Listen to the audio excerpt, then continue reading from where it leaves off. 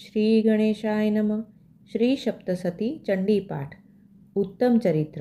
અધ્યાય 5મો. દેવી અને દૂતનો સંવાદ. વિનિયોગ. આ ઉત્તમ ચરિત્રના ઋષિ રુદ્ર છે. મહાસરસ્વતી દેવતા રૂપે છે. છંદ અનુષ્ટુપ રૂપે છે. ભીમા શક્તિ રૂપે છે. ભ્રામરી બીજ રૂપે છે.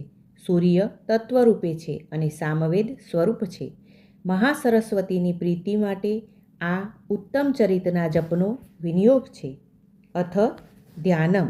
જેમણે પોતાના કરકમળમાં ઘંટા, ત્રિશૂળ, હળ, સાંબેલું, ચક્ર, ધનુષ અને બાણ આ સર્વે આયુધો ધારણ કરેલા છે, જેની કાંતિ શરદના ચંદ્ર જેવી મનોહર છે, જે ગૌરીના દેહમાંથી પ્રગટ થયા છે, ત્રણેય લોકને આશ્રય આપનારા શુંભ જેવા અનેક દૈત્યોનો નાશ કરનાર છે, અને જેમના નામ આગળ મહાશબ્દ વપરાય છે, તે દેવી મહાસરસ્વતીનું હું ધ્યાન ધરું છું. ઓમ ક્લીમ. ઋષિ બોલ્યા, પૂર્વકાળમાં શુભ તથા નિશુંભ નામના બે મહાબળવાન અસુરોએ સચીપતિ ઇન્દ્ર પાસેથી તેમનું ત્રણેય લોક પરનું અધિપતિપણું અને યજ્ઞમાં મળતા ભોગોને મદ તથા બળથી હરી લીધા. આ રીતે આ બે અસુરોએ સૂર્ય, ચંદ્ર, કુબેર તથા યમ અને વરુણના અધિકારો પણ છીનવી લીધા. વાયુનો અધિકાર અસુરોએ ભોગવવા માંડ્યો તથા અગ્નિનું કામ પણ પોતે કરવા માંડ્યું. આ પ્રમાણે અધિકારથી ભ્રષ્ટ થયેલા અસુરોથી પરાજય પામેલા દેવોને ત્યાર પછી સ્વર્ગમાંથી કાઢી મૂકવામાં આવ્યા. સર્વદેવોનો અધિકાર અસુરોએ ઝૂંટવી લઈ તેમને અપમાનિત કરી સ્વર્ગમાંથી કાઢી મૂક્યા. તે સમયે આ દેવો કોઈથી પરાજય નહીં પામનારા અપરાજિતા દેવીનું સ્મરણ કરવા લાગ્યા.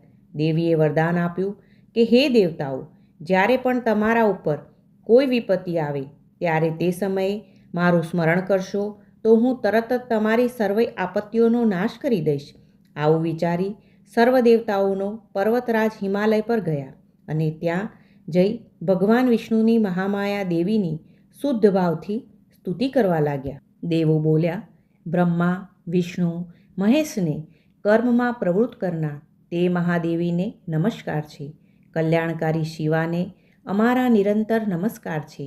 જગતના કારણરૂપ પ્રકૃતિ અને મંગળકારી ભદ્રાદેવી તથા સર્વશક્તિને અમે વિનમ્ર બની નમસ્કાર કરીએ છીએ. રૌદ્ર સ્વરૂપવાળી રૌદ્રાદેવીને નમસ્કાર છે. નિત્યા, પાર્વતી, ગૌરી તથા સર્વને ધારણ કરનાર ધાત્રી તમોને અમારા નમસ્કાર છે. જ્યોત્સના સ્વરૂપ ચંદ્ર જેવા રૂપવાળા અને સુખરૂપી દેવીને અમે વારંવાર નમસ્કાર કરીએ છીએ. સર્વનું કલ્યાણ કરનારા, ઐશ્વર્યની વૃદ્ધિ કરનારા અને કાર્યસિદ્ધિ કરનારા તથા પૃથ્વીને ધારણ કરનારા કૂર્મરૂપ દેવીને અમારા નમસ્કાર છે. નૈઋત્રી રાક્ષસોના ઘરમાં લક્ષ્મી સ્વરૂપા તથા રાજાઓના ઘરમાં રહેતી રાજ્યલક્ષ્મી સ્વરૂપા અને શંભુપત્ની સ્વરૂપા સવારણી દેવી તમને અમે નમસ્કાર કરીએ છીએ. સર્વના કારણ સ્વરૂપા, કીર્તિ સ્વરૂપા અને કાળરાત્રિ સ્વરૂપે કૃષ્ણ વર્ણવાળા કૃષ્ણા તેમજ ધૂમ્ર વર્ણવાળા એવા દેવી ધૂમાદેવી તેમને અમારા નમસ્કાર છે. અસુરો માટે ભયંકર સ્વરૂપવાળા અને દેવોને માટે શાંત સ્વરૂપવાળા એવા આપને અમે વિનમ્ર બની નમસ્કાર કરીએ છીએ. જગતની આધારરૂપ, પ્રયત્નરૂપા અને ક્રિયાદિરૂપા એવા કૃતિદેવી આપને અમે વારંવાર નમસ્કાર કરીએ છીએ. સર્વે ભૂતોમાં વિષ્ણુની માયારૂપે રહેલા હે દેવી, અમે તમને નમસ્કાર કરીએ છીએ. તમને નમસ્કાર છે. તમને વારંવાર નમસ્કાર છે. સર્વે પ્રાણીઓમાં માત્ર નિર્વિકાર ચૈતન્ય રૂપે રહેલા અને એ જ નામથી જાણીતા હે દેવી દુર્ગા, તમને અમારા નમસ્કાર છે. તમને નમસ્કાર છે. તમને વારંવાર નમસ્કાર છે. સર્વ પ્રાણી માત્રમાં નિશ્ચયાત્મક બુદ્ધિ રૂપે રહેલા હે દેવી, અમે તમને નમસ્કાર કરીએ છીએ. તમને નમસ્કાર છે. તમને વારંવાર નમસ્કાર છે. સર્વ પ્રાણી માત્રમાં નિંદ્રા રૂપે રહેલા હે દેવી, તમને અમારા નમસ્કાર છે. તમને નમસ્કાર છે. તમને વારંવાર નમસ્કાર છે. સંસારના સર્વ જીવમાત્રમાં ક્ષુધારૂપે રહેલા હે દેવી, તમને અમારા નમસ્કાર છે. તમને નમસ્કાર છે. તમને વારંવાર નમસ્કાર છે. સૃષ્ટિના સર્વ પ્રાણીઓમાં છાયા સ્વરૂપે રહેલા હે દેવી, તમને અમારા નમસ્કાર છે.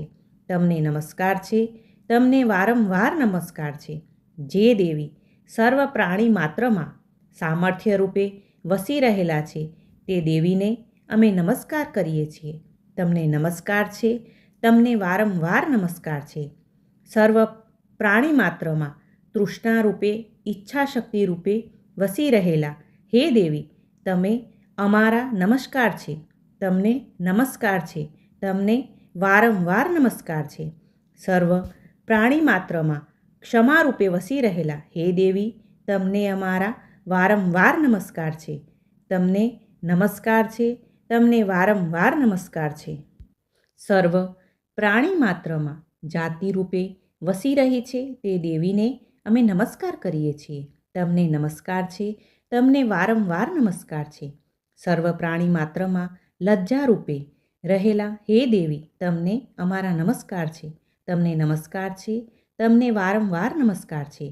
સર્વ પ્રાણી માત્રમાં શાંતિ રૂપે રહેલા હે દેવી, તમને અમારા નમસ્કાર છે. તમને વારંવાર નમસ્કાર છે. સર્વ પ્રાણી માત્રમાં શ્રદ્ધા રૂપે રહેલા હે દેવી, તમને અમારા નમસ્કાર છે.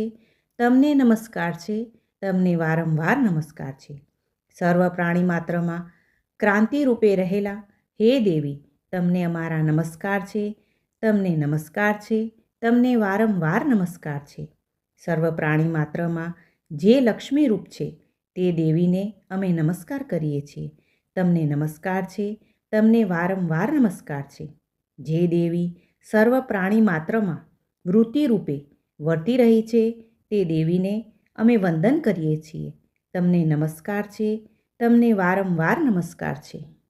સર્વ પ્રાણી માત્રમાં સ્મૃતિ રૂપે રહેલા હે દેવી, તમને અમારા નમસ્કાર છે. તમને નમસ્કાર છે. તમને વારંવાર નમસ્કાર છે. સર્વ પ્રાણી માત્રમાં દયા રૂપે રહેલા હે દેવી, તમને અમારા નમસ્કાર છે. તમને નમસ્કાર છે.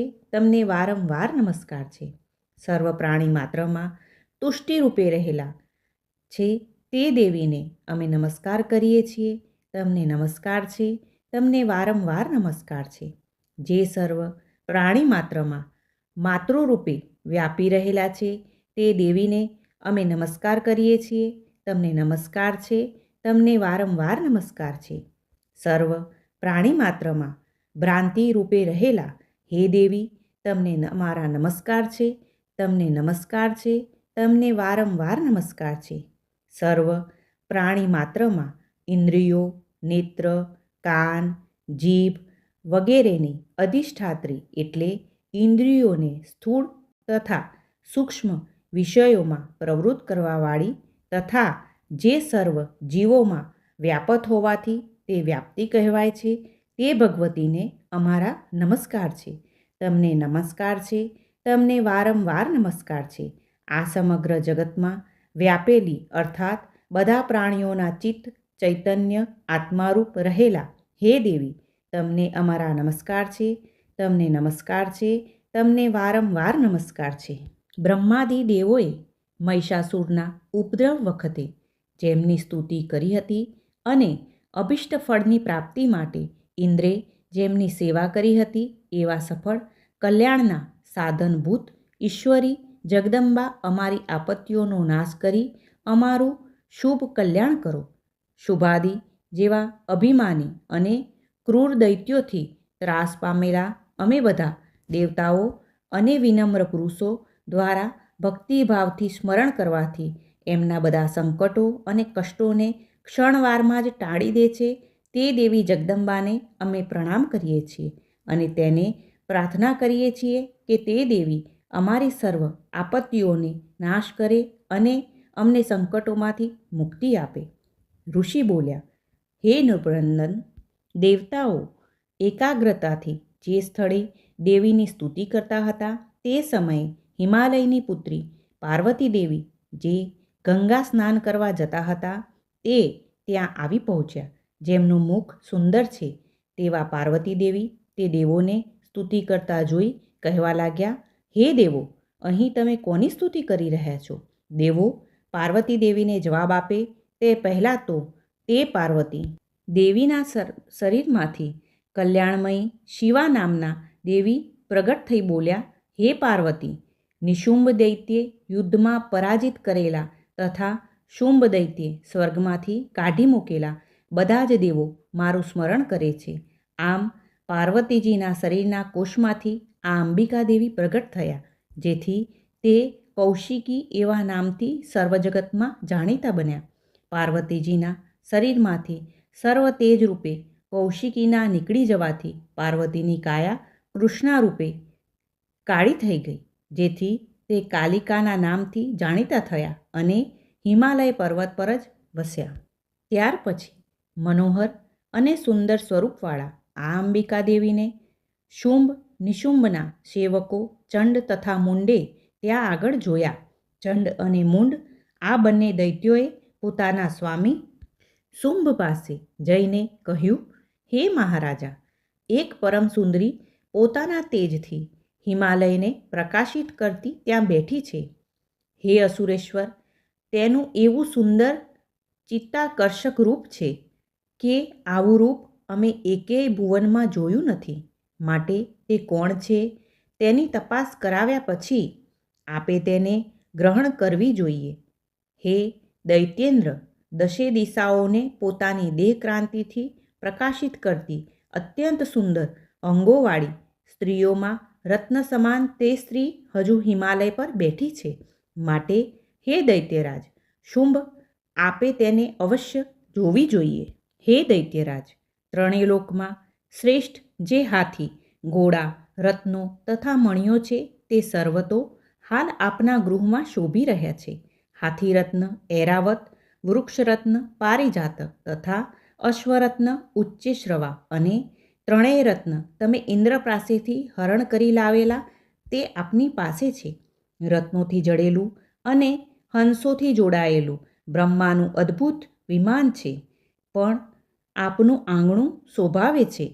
મહાપદ્મ નામનો ખજાનો તમે કુબેરને જીતીને લાવેલા તે આપને ત્યાં છે, તથા કેસર તંતુના કમળો અને કદાપી કરમાય નહીં તેવા કમળોની કિંજલકિની નામની માળા જે સમુદ્રે આપેલી તે પણ આપની પાસે છે. વરુણદેવનું સુવર્ણ જરતું છત્ર આપના ભુવનમાં છે અને તે ઉત્તમ રથ જે પ્રથમ દક્ષ પ્રજાપતિ પાસે હતો તે રથ પણ હાલમાં આપની પાસે છે. હે અસુરેશ, પ્રાણી માત્રને મરણ આપનારી જે યમરાજની મૃત્યુ શક્તિ છે તે પણ તમે ગ્રહણ કરી લીધી છે, તથા વરુણદેવનું પાશ પણ આપના ભાઈ નિશુંભના અધિકારમાં છે. તેમજ સર્વરત્ન સમૂહો જેઓ સમુદ્રમાંથી ઉત્પન્ન થયેલા છે તે તમારા ભાઈ નિશુંભનું ઘર શોભાવી રહ્યા છે, અને અગ્નિમાં તપાવેલા અને કદી ભસ્મ ન થાય અને શત્રુના પ્રહારની કોઈ અસર ન થાય એવા જે 2 વસ્ત્રો છે તે પણ અગ્નિએ આપને આપ્યા છે. હે દૈત્યેન્દ્ર, આ રીતે દુનિયાના સમસ્ત રત્નો ઉપર તમારો અધિકાર છે. તો પછી સર્વ સ્ત્રીઓમાં પરમ સુંદરી સ્ત્રીરૂપી આ સ્ત્રી રત્ન કલ્યાણી પર તમે કેમ અધિકાર કરતા નથી? ઋષિ બોલ્યા, હે રાજા સુરથ, ચંડ અને મુંડની આ પ્રકારે વાતો સાંભળી શુંભે પોતાના મહાબળવાન સુગ્રીવ નામના મહાઅસુરને દૂત તરીકે દેવી પાસે મોકલ્યો. શુંભે દૂતને કહ્યું, હે સુગ્રીવ, તું તે સ્ત્રીની પાસે જઈને તેને મધુર અને શિષ્ટ ભાષામાં એવી પ્રભાવી વાતો કરજે કે તે પ્રસન્ન બની તરત જ મારી પાસે આવી જાય. પોતાના સ્વામીની આજ્ઞા લઈ સુગ્રીવ નામનો દૂત હિમાલય પર્વતના રમણીય સ્થાન પર જ્યાં દેવી બેઠા હતા ત્યાં જઈને દેવીને મધુર વાણીથી કહેવા લાગ્યો. દૂત બોલ્યો, હે દેવી, ત્રણેય લોકના સ્વામી દૈત્યોના ઈશ્વર જે અસુરરાજ શુંભ છે તેમનો હું દૂત છું અને તેમની આજ્ઞાથી અહીં તમારી પાસે આવ્યો છું. સર્વદેવો જે અમારા દૈત્યોના શત્રુ છે તેમની ઉપર અમારા સ્વામીએ વિજય મેળવી તેમના ઉપર અધિકાર પ્રાપ્ત કર્યો છે, તથા તેઓ તેમની આજ્ઞાનું પાલન કરે છે. તેમણે મારા દ્વારા જે કહેડાવ્યું છે તે તમે સાંભળો. સમગ્ર ત્રિલોક મારે સ્વાધીન હોવાથી બધા જ દેવો મને વશ થયેલા છે. તેમજ ઇન્દ્રાદિ દેવતાઓને જે જુદા જુદા મળતા યજ્ઞ ભાગો પણ હું જ ભોગવું છું. ત્રણેય લોકમાં જે કાંઈ શ્રેષ્ઠ રત્નરૂપ છે તે સર્વ મારા અધિકારમાં છે. દેવેન્દ્ર ઇન્દ્રનું વાહન ગજરૂપી રત્ન એરાવત હાથી તે મેં જ ગ્રહણ કરેલો છે. ક્ષીરસાગરના મંથનથી પ્રગટ થયેલો ઉચ્ચ શ્રવા નામનો રત્નરૂપી અશ્વ જે ઇન્દ્ર પાસે હતો તે દેવોએ હાથ જોડી મને પ્રસન્ન કરવા તેમની પાસેથી લઈને મને ભેટ આપ્યો છે. હે શોભના, આ સિવાય અન્ય જે દેવો ગંધર્વો અને નાગલોકો પાસે જે કાંઈ બીજા અમૂલ્ય રત્નરૂપ પદાર્થો હતા તે તમામ મારા અધિકારમાં આવી ગયા છે. સ્ત્રી રત્ન સિવાય જગતના તમામ રત્નો અમારી પાસે છે. અને હે દેવી, અમે વારંવાર સંસારભરની સ્ત્રીઓમાં એક આપને જ સ્ત્રી રત્ન માનીએ છીએ. તો આપ અમારી પાસે આવો, કારણ કે અમે જ સર્વરત્નોના ભોગતા છીએ. હે ચંચળ નેત્રોવાળી સુંદરી, મારા સ્વામીએ કહ્યું છે કે તમે ખરેખર સૌથી સુંદર સ્ત્રી રત્ન છો. માટે મને અથવા તો મારો નાનો ભાઈ જે પરાક્રમી નિશુંભ છે તેને પરણો. મારી સાથેના લગ્નથી તમે અતુલ ઐશ્વર્ય પામશો. માટે મારા આ અભિપ્રાયનો બુદ્ધિથી વિચાર કરીને મારી પત્ની બનો. ઋષિ બોલ્યા, હે રાજન, દેવીને જ્યારે શુંભના દૂતે આ વચનો કહ્યા ત્યારે સર્વ જગતને ધારણ કરવી, સર્વ જીવોનું કલ્યાણ કરનાર એવા દુર્ગા ભગવતી દેવી મનમાં ને મનમાં હસતા દૂતને કહેવા લાગ્યા. દેવી બોલ્યા, હે દૂત, તારા રાજા શુંભે કહેડાવેલું સર્વ સત્ય છે, તેમાં જરાય સંદેહ નથી. તારા સ્વામી શુંભ ત્રણેય લોકના અધિપતિ છે અને તેમના ભાઈ નિશુંભ પણ તેમના જેવા સુરવીર છે. પરંતુ લગ્ન સંબંધમાં મારો વિચાર જુદો જ છે. મેં બાળપણમાં અલ્પબુદ્ધિથી પ્રતિજ્ઞા કરી છે તે મારાથી મિથ્યા કેમ કરાય? માટે હે અલ્પબુદ્ધિવાળા દૂત, મારી તે પ્રતિજ્ઞા તું સાંભળ. મેં પ્રતિજ્ઞા કરી છે કે જે મારાથી અધિક બળવાન, શૂરવીર અને પરાક્રમી હોય અને રણ મેદાનમાં મારી સાથે યુદ્ધ કરીને મને જીતે તથા મારા અભિમાનનો નાશ કરે તેને જ મારા પતિ તરીકે સ્વીકારીશ. એવી મારી પ્રતિજ્ઞા છે.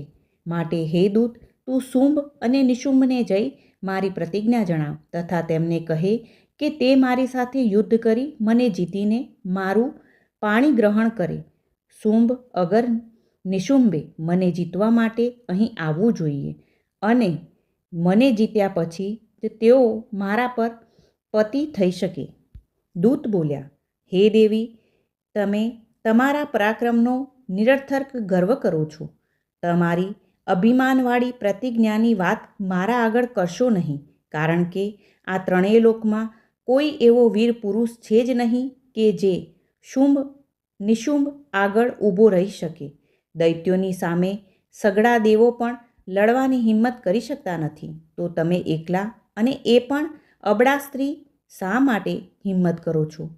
ઇન્દ્ર વગેરે દેવો પણ એકઠા થઈને શુંભ અને નિશુંભ સામે યુદ્ધમાં ટકી શકતા નથી, તો પછી તમે એક અબળા હોય તે પ્રચંડ પરાક્રમીઓ સાથે કઈ રીતે યુદ્ધ કરી શકશો? માટે મારી વાત માનો અને પ્રતિજ્ઞા ભંગની લજ્જાનો ત્યાગ કરીને મારા કહેવા પ્રમાણે શુંભ નિશુંભ પાસે પધારો. નહીં તો પછી તે કેસ ખેંચીને લઈ જતા તમારે પ્રતિષ્ઠાહીન થવું પડે તે યોગ્ય નથી. દેવી બોલ્યા, દૂત, તારું કહેવું સાચું છે, કારણ કે શુંભ ખૂબ જ બળવાન છે અને નિશુંભ પરાક્રમી છે. પરંતુ હું શું કરું? અજ્ઞાનતામાં મેં કરેલી પ્રતિજ્ઞાનો શી રીતે ભંગ કરું?